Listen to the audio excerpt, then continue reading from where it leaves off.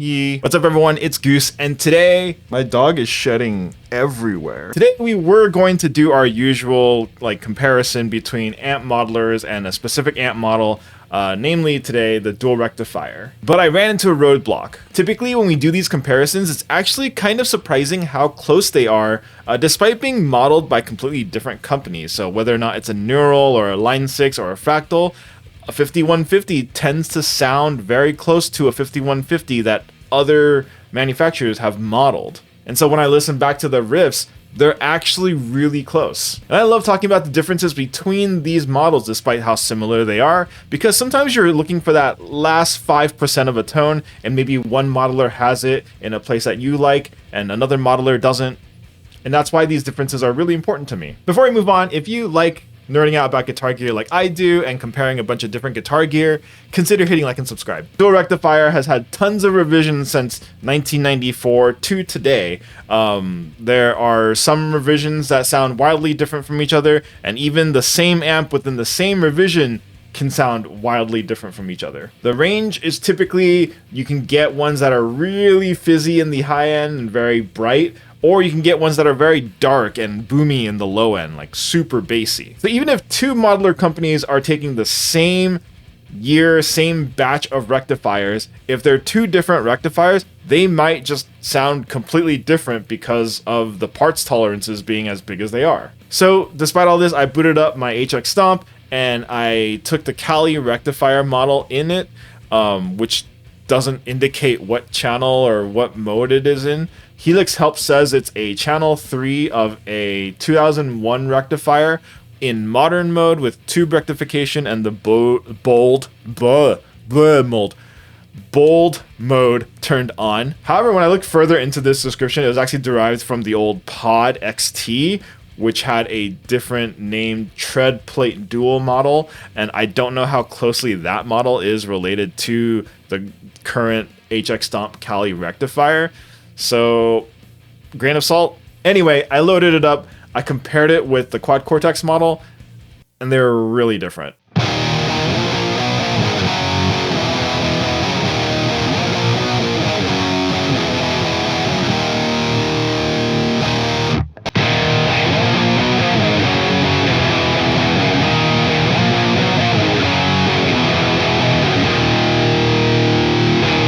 So as you can see with the same settings, the Helix model is just a lot more present and a lot more bright versus the Quad Cortex model, which is a little bit bassier and darker in the high end. I even checked against the vintage and the raw channels of the Quad Cortex version of the Dual Rectifier just to make sure that the Helix model lined up well, and the amount of gain does line up with the modern. It's just, they're so incredibly different. And so even with the same IR, even with the same settings and the same overdrive in front, it was starting to feel like I was comparing completely different amps. And a lot of people I know are going to say, well, these amp companies do capture these things differently, to which I say, this is the first time that it's been this different. If you've ever been on my channel before, most of the comparisons were nitpicking at some points, and I don't think you can nitpick the differences here because they're just completely different. Anyway, I needed more data points just to figure out what was going on and why these two models were so different. So I ended up going with Fractal because Fractal has two rectifier models modeled. And we're going to stick with the modern red channel here, but Fractal has a 2-channel and a 3-channel rectifier. And to Fractal's credit, they actually label them correctly, and they have a lot of documentation about which version of the rectifier they modeled. And I was hoping, since there were two models in the Fractal, that one would sound closer to the Helix and one would sound closer to the Quad Cortex, so I could do kind of a more fair like and like comparison, but it didn't turn out that way.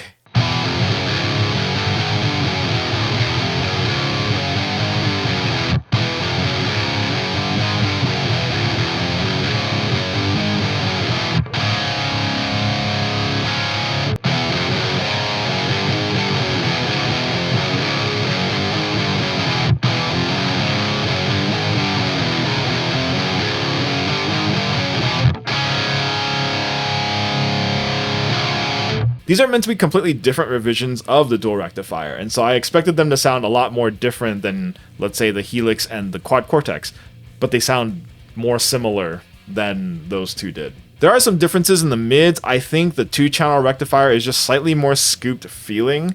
But honestly, they're a lot closer than I expected. And at this point, I was basically at another roadblock. Because at this point, I was thinking, even if I were to borrow a friend's dual rectifier and just like check to see which model was closer, honestly, I wouldn't even know if my friend's rectifier is a like darker one or a brighter one or something in between. So at this point, I just decided that all these rectifiers are just completely different. There's no way for me to control for the type of rectifiers that they had or what modes that they had turned on and whatnot.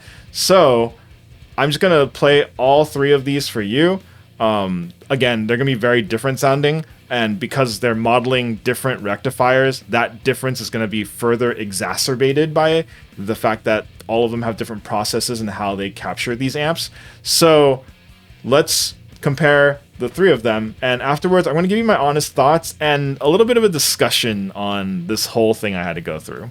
Side note, I'm going to try to keep most of the settings the same for this comparison, but on the Quad Cortex I'm going to up the presence and reduce the mids a bit, just because I feel like that evens it out a little bit more. And then on the Helix I'm going to increase the sag as well as reduce the presence in order to get it less bright than it was before these adjustments. But all the other settings are going to be the same. Hopefully this is a better comparison in terms of having them sound closer, but I still don't think they're particularly close. Anyway, let's get started with the comparison.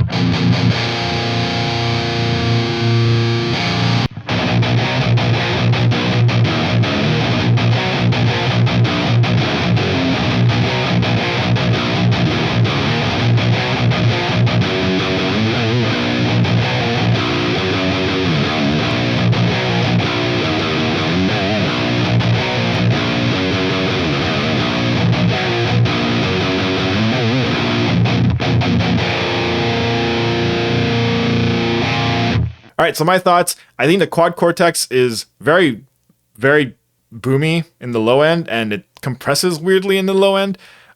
This isn't like a bad thing because there are rectifiers that are very warm sounding.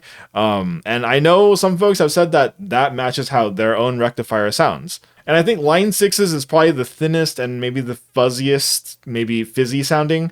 And this isn't a bad thing again, because it is something that people have looked for when they looked into rectifiers, is that fizziness that the rectifier gives off, kind of like that new metal guitar tone. And there are people who say that this also sounds like their rectifier. So I don't know. Fractal is definitely somewhere in the middle. It has both characteristics of that high end, the fizziness, and then the low end boominess.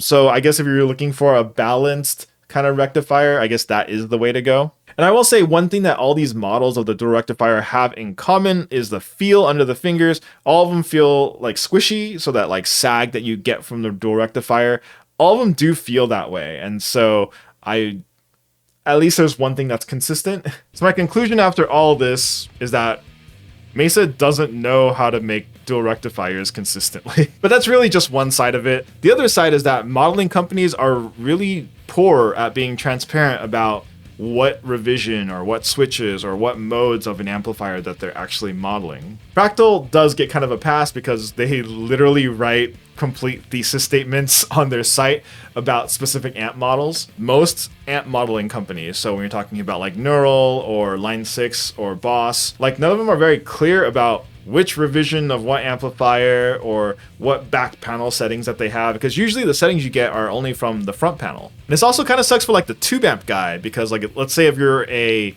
dual rectifier fan and you plug into a Quad Cortex and you're like, let's boot up the dual rectifier because that's my favorite amp, and it sounds nothing like yours because they don't really tell you what era of rectifier or what back switches that they have on, and then you're like, oh, well, I guess modelers suck.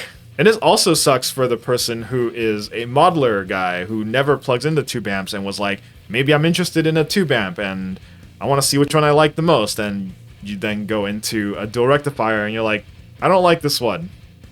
Let's move on to the next one. And that makes me sad because I do like dual rectifiers. Anyway, all that ranting aside, let me know in the comments down below if there was actually a model of the rectifier within these units that you actually liked. And if you also personally have experience with how variable these rectifiers can actually be. And that's going to do it for me. Hope y'all enjoyed this video, and I'll catch y'all on the next one. Later!